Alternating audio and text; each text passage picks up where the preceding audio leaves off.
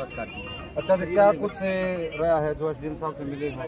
अभी पहले एसडीएम साहब से हमारी बेटियां मिलके आई थी, उन्होंने उनको आश्वासन भी दिया था और उनको उन्होंने 90 दिन का टाइम दिया था। फिर मैं और ये भाई गए थे, छात्र नेता थे, ये भी वार्मी से थे, हम सारे गए तो हमने उस टाइम को 30 दिन का करवा दिया है। और 30 दिन के दौरान एसडीएम साहब ने हमारे को भरोसा दिलाया है कि जिन बच्चियों को प्रिंसिपल परेशान कर रही थी, उन बच्चों की प्रोटेस्ट करने के दौरान या वो ITA में ना जब उनकी टोटल प्रेजेंस होगी, उनका जो पेपर बाकी है वो पेपर भी होगा और 30 दिन में कार्रवाई होगी, दोनों तरफ से सुनवाई करके। और जो भी दोषी मिला, अगर मैडम दोषी मिली तो एसडीएम साहब ने बोला कि 200% उसको सस्पेंड करने का काम। और भी इसके अलावा कुछ मतलब डिमांड रखी गई है छात्रों के द्वारा? छात्रों के द्वारा डिमांड रखी गई थी, जो भी डिमांड थी भाई प्रिंसिपल हमारे ऊपर, छात्राओं की डिमांड तो यही है कि ये प्रिंसिपल हमारे को अब यहाँ नहीं पढ़ने देगी, इसको यहाँ से बदला ही जाए। एसडीएम साहब ने कहा कि जब तक कोई दोषी नहीं होता तो हम कार्रवाई नहीं कर सकते। अब ये जो कमेटी बनाई, इस कमेटी में तहसीलदार मैडम है, CDPO मैडम है और SHO महिला थाना, ये तीनों मिलकर के इसमें कार्रवाई करेंगी और इस कार्रवाई का जो भी रिजल्ट होगा सबके सामने रखा जाएगा। और मैंने भी छात्राओं को और भाई साहब ने भी, उन्होंने हमने भरोसा दिला दिया है 30 दिन के दौरान आपके साथ कुछ भी होता है तो ढाड़ा खुर्द की सरपंच कृष्णा यादव आपकी प्रिंसिपल से सीधी जाके बात। यदि प्रदीप से भी पर जान लेते हैं, प्रदीप हमारे साथ है, कैसे देखते हो कि पूरा एक मसला है, लगातार एक आंदोलन चला हुआ था, क्या 30 दिन में कोई रिजल्ट आएगा? क्या कमेटी ईमानदारी से काम कर पाएगी? मैं धन्यवाद करता हूं आप जैसे ईमानदार पत्रकारों का।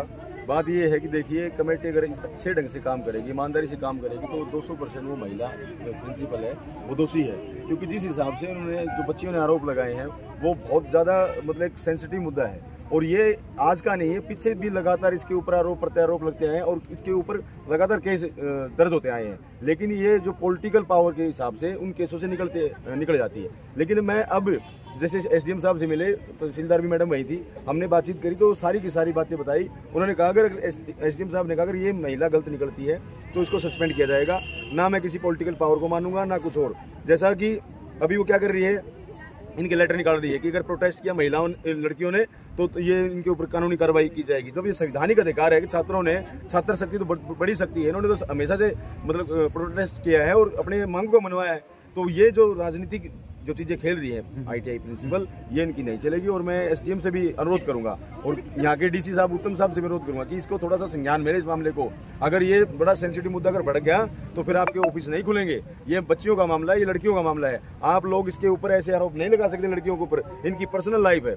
आपके कॉलेज प्रांगण में अगर ये कुछ गलत बोलती है तो उसको समझाने का भी एक वे होता है, समझाने का तरीका होता है, उसको सीधा सीधा पोक करना नहीं होता। अगर आपके प्रांगण में गलत कर रही है तो उसको समझाओ, बताओ, उनके पेरेंट्स को बताओ। लेकिन ये नहीं है कि आप उनके कैरेक्टर को लेके किसी, एक चीज बताओ, मेरे पर्सनल कैरेक्टर को लेके क्यों मेरे वो उछाल रही है। सारी एक लड़की मेरे जमीनी जिसका नाम नहीं लूंगा, उसका पूरा का पूरा कैरेक्टर उसने पूरे ITI में उछाल दिया। वो लड़की इतनी परेशान है, वो बार बार रो रही है। क्यों रो रही है? क्योंकि उनके ऊपर अत्याचार हुआ है। तो मैं आप जैसे मीडिया पत्रकार बंधुओं का धन्यवाद करता हूँ, आप जो आम जनमानस की आवाज को हमेशा से बुलंद करने का काम करते हैं। और बाकी मेरे साथी जो लगातार इसको, ये आदित्य भाई ने इसको लगातार लीड किया है, मैं इसका भी धन्यवाद करता हूं कि भाई ने इस आवाज को इतना बुलंद किया और इस मुकाम तक पहुंचे कि 90 दिन की बात जो सरपंच साहब ने कही कि 90 दिन तक हम इसकी जांच करेंगे, तो हमने कहा कि 90 दिन तक हमारे पास में टाइम नहीं है।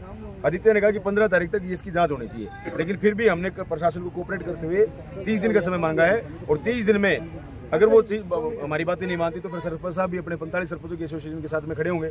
ये भाई भी पूरे PSF संगठन के साथ में खड़ा, और मैं भी हमारे तमाम साथी जितने हैं यहाँ के आसपास के क्षेत्र के जो लोग हैं वो भी इसमें पक्का मोर्चा लगाने के लिए तैयार खड़े होंगे, क्योंकि ये लड़ाई अब जितनी जरूरी है। आदित्य भाई साहब क्या कहना चाहोगे इसमें? जो लगातार हम देख रहे हैं ये मुद्दा आप सबका सामने है, पीछे ही बात रखी है कि भाई SDM साहब ने आश्वासन दिया है, लेकिन असल में हम देखा जो SDM साहब हैं उन्होंने आश्वासन के साथ ये भी कहा है कि जो विशेषाधिकार इस मैडम पे है वो हम नहीं चलन देवांगे। जब तक इन पे कार्रवाई है तब तक ये कॉलेज में तो आ रही हैं या ITI में तो आ रही हैं, लेकिन जो ये नोटिस जारी कर रही हैं या फिर ये धमकियां दे रही हैं कि भाई हम घर पे फोन कर देंगे, उन चीज़ों पर रोक लगाई जाओ।